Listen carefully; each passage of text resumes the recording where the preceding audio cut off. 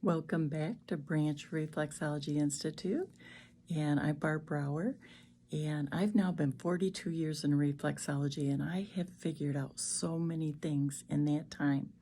So I wanted to tell you that we talked about the foot and the arch, and how the arch of the foot shows how your spine is shaped if you stand profile.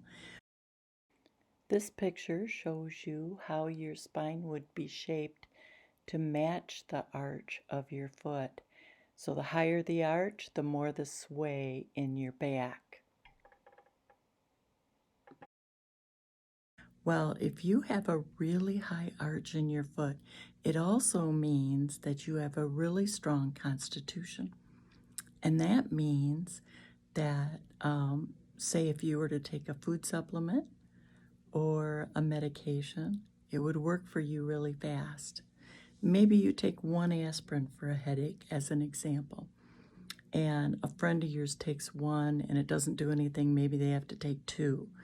So what I want you to know is if you have a really high arch, you respond really well to taking supplements or medications, where a person with a flatter foot has to build it into their system.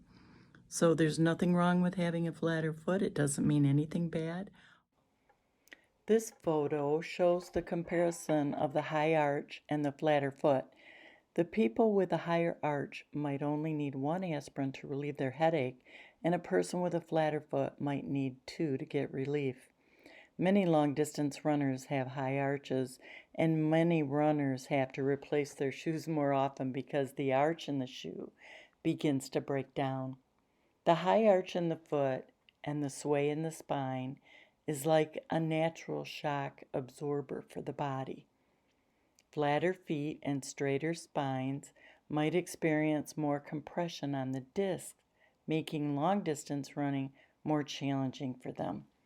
In general, as a practitioner in reflexology, it is helpful to know that when I see a client with a high arch, I know they could feel differences during their session. Those with flatter feet, I will reassure that after a session or two, they will feel a significant improvement.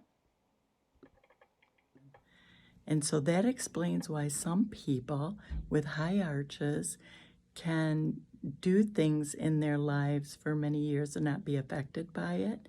And a person with a flatter foot has to be more careful. All right, thank you. See you in the next video. Bye now.